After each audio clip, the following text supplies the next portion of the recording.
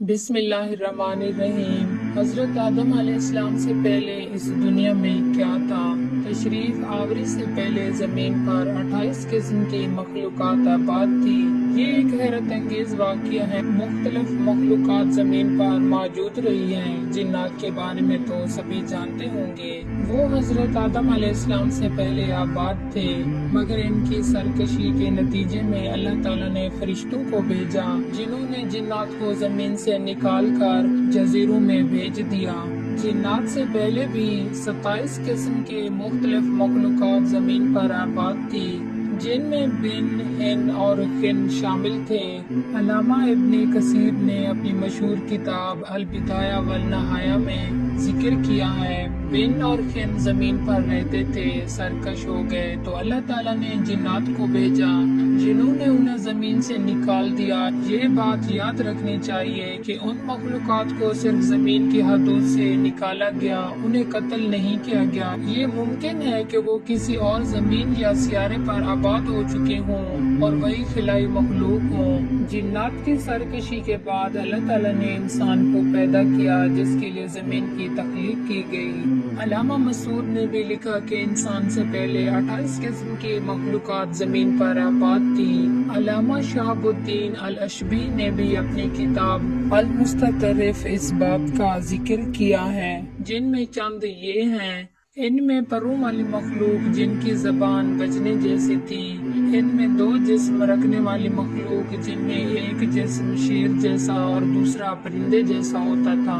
دوسرے والی مخلوق ایک آگے کی جانب اور دوسرا پیچھے کی جانب، ان کی نصف انسان جیسی مخلوق جن کی کئی ٹانگیں تھی، کچھ مخلوقات جن کا منہ انسان جیسا لیکن پیٹ کچھوے جیسی تھی اور سر میں سینگ تھے، کچھ کے سفید بال اور گے جیسی دم تھی، کچھ مخلوقات کے ناخن خنجروں کی طرح لمبے لمبے کان ہوا کرتے تھے۔ یہ مختلف شکلیں اور خصوصیات ان مخلوقات کی ایک مخصوص نوعیت کی عکاسی کرتی ہے، جو ان کے وجود کی خاصیت تھی۔ علامہ مسعود نے ایک اور جگہ بھی لکھا ہے، حضرت آدم علیہ السلام سے پہلے 120 قسم کی مخلوقات آباد تھی۔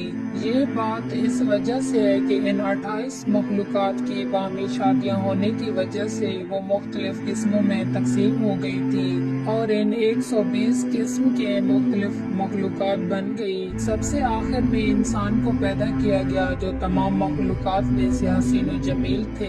اللہ تعالیٰ نے قرآن مجید میں فرمایا ہے، لَقَدْ خَلَقْنَا الْإِنسَانَ فِي أَحْسَنِ تَقْوِيمٍ، یعنی ہم نے انسان کو سب سے اچھی صورت میں پیدا کیا۔ اسی طرح ایک اور حدیث میں آتا ہے، اس کا ترجمہ ہے، اللہ تعالیٰ نے آدم علیہ السلام کو اپنی پسندیدہ ترین صورت میں پیدا کیا۔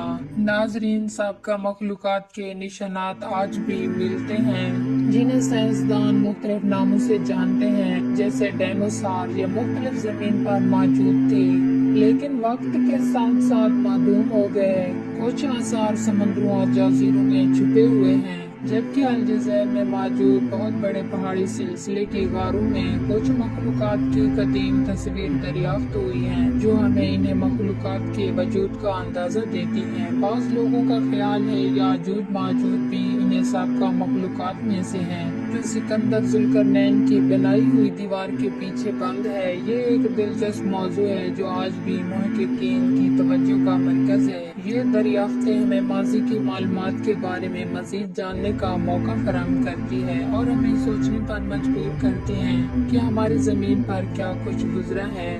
جبکہ حضرت آدم علیہ السلام کی دنیا میں تشریف آوری سے پہلے 28 قسم کی مخلوقات آباد تھی، جو مختلف شکلوں اور خصوصیات کی حامل تھی۔ یہ مخلوقات اپنی سرکشی کی وجہ سے اللہ تعالیٰ کے عذاب کا نشانہ بنی اور آخر میں انسان کی تخلیق ہوئی، جو سب سے مخلوقات میں حسین و جمیل اور سب سے افضل ہے۔ اللہ تعالیٰ کی تخلیق میں یہ مخلوقات ایک خاص مقصد کے تحت وجود میں آئے اور آج بھی ان کے آثار ہمیں ماضی کی کہانی سناتے ہیں۔ اسی طرح دیگر مخلوقات یعنی جانور، پرندے سب ایک دوسرے کے ساتھ ایک خاص توازن میں زندگی گزار رہے تھے۔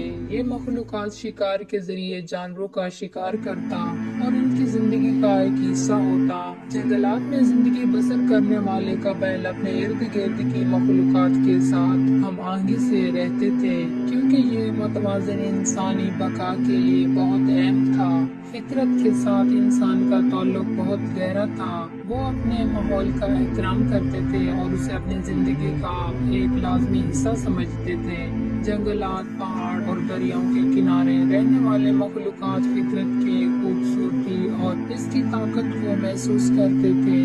ان کی روزمرہ کے کام فطرت کے ساتھ جڑے ہوتے تھے جو ان کی بقا کے لیے ضروری تھا۔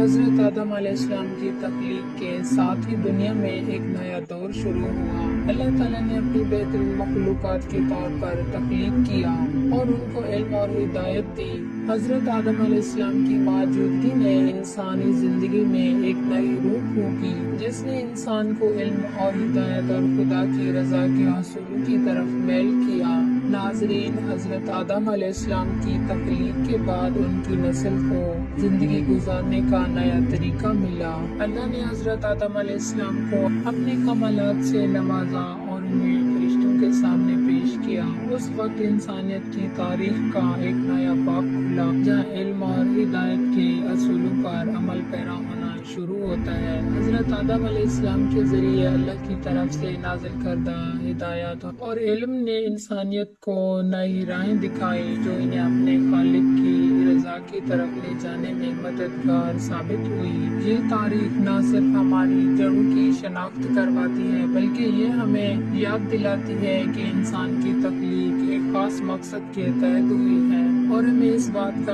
خیال رکھنا چاہیے کہ ہم کس طرح اپنی زندگی گزار رہے ہیں۔ انسان کی عظمت اور اس کی تخلیق کی شان ہمیں یہ درس دیتی ہے کہ ہم کس طرح اپنی ذمہ داریوں کو سمجھیں اور اپنے خالق کی عبادت کریں۔ ناظرین، اگر ویڈیو اچھی لگی ہو تو ہماری ویڈیو کو لائک اور ہمارے چینل کو سبسکرائب ضرور کر دیجیے گا۔ شکریہ۔